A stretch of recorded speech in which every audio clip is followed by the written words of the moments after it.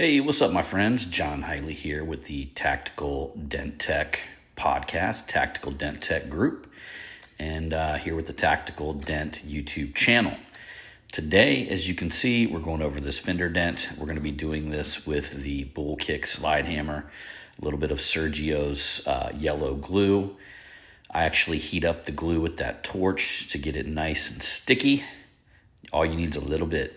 So right here, I put a little alcohol on the panel that you just seen me do a moment ago, and that's prepping it. I'm also doing the torch right now, and this does a few things. It does get rid of any wax that might be on the surface, but also gets rid of the humidity or the liquid, the water that's actually absorbed in the panel.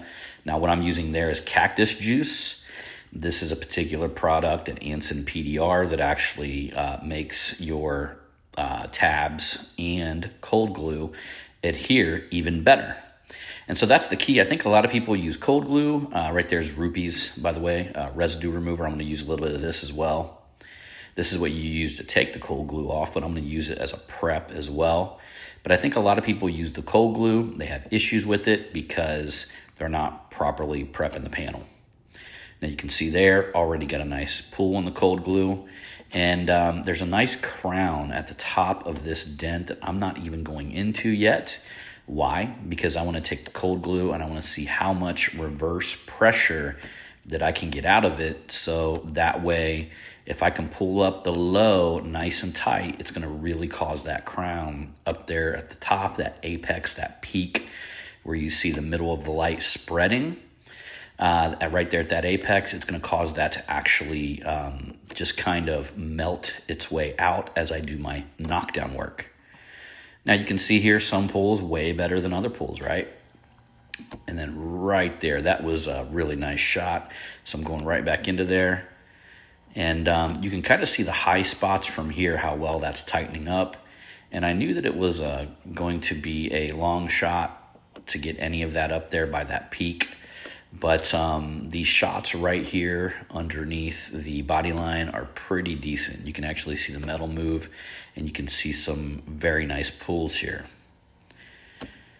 And I love this because, I mean, if you rewind this, you go to the beginning, you'll see how much of the dent this moved out. Again, this is that Rupees residue remover. Use the blue stuff. It's the stronger of the two. And if you have a problem with cold glue residue, this stuff just takes care of it phenomenally. So now you see me, I'm going in with the Anson. This is the pink rubberized tip that I'm using to not only move down the crown, but also take down a couple of them highs there below the body line. Really, this one is king for crown work. I mean, it's just every single hit, it's bringing this nice little peak all the way down. Now, just because I do it from this direction doesn't mean that I'm not going to have to come back eventually from the other direction. Typically, crowns, even if from this direction that we're looking at, if I get this crown completely out visually from this direction, but we go all the way to the side of the car where I'm sitting looking at it from the opposite direction, you're still going to be able to see a little bit of that crown. So that's the principle of cross-checking. You can't fix what you can't see, and that is always something to be expected. Don't let it trick you by thinking that you're not going to have to cross-check, because you certainly will. But these tips right here, these pink tips, they got pink ones. This is the small one, and then the green one, which is the one that's a little bit bigger. Both of them work phenomenally as crown tools. Now, years ago, I used to use the plastic cap soft tips. I use them on the underside of the panel all the time, but I rarely use them on the top side of the panel. I typically just use these. So now that I've gotten as much dropped down, as much of that crown dropped down as possible with the pink rubber tip, I'm going in with the firing pin, which is a peak plastic tip.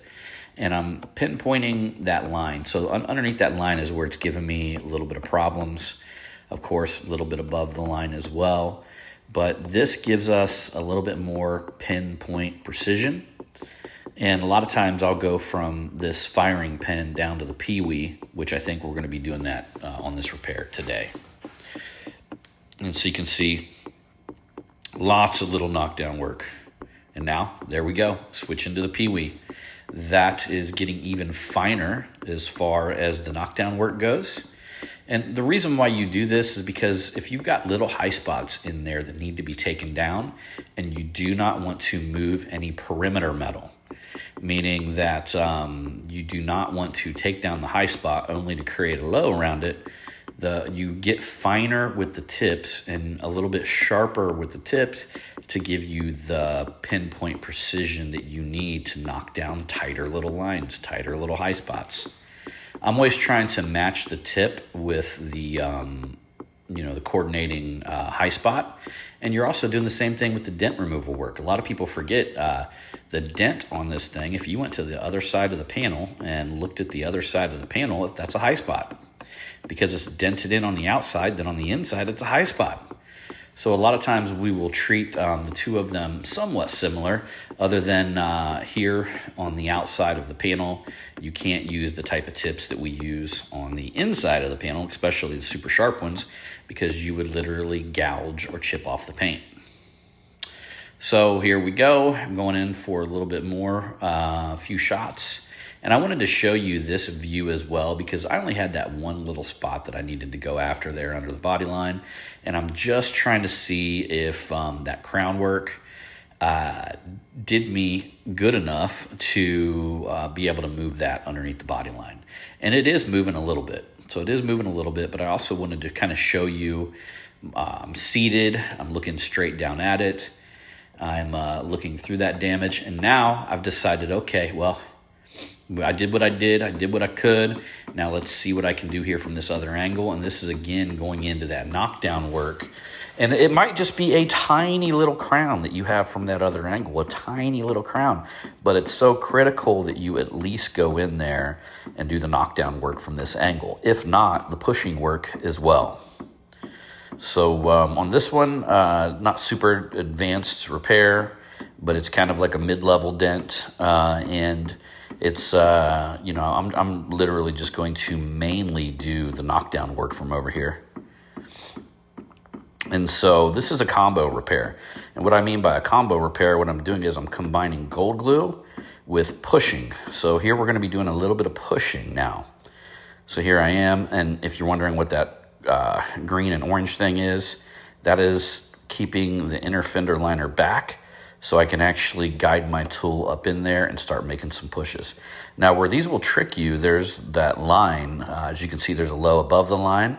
But in that and underneath that line, that is where you've got to get your head really, really low to be able to look through and underneath that line right there, the most hard, solid body line, and to get that curvature back into the panel.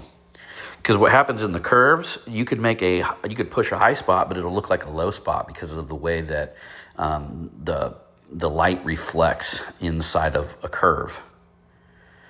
So you almost got to get your eyes down there looking through it, like if you were a half pipe skateboarding deal. Like if you were standing at the very bottom of the tube, looking down in the middle directly through it, is where your eyes got to go. So even right now, my eyes are elevated, but at some point during this repair, I don't think I captured it in the footage, I had to go and grab my handy mat and actually sit on the floor and look through that curvature there. So this one's a little bit of a shorter tutorial. Again, pretty basic repair, but I just want to give you as much information as I possibly can as I am finishing this out. So as y'all can see that the dent came out very nice, very nice combo repair here, and was able to use the cold glue to get a ton of movement and then use the tool from underneath to finish it up.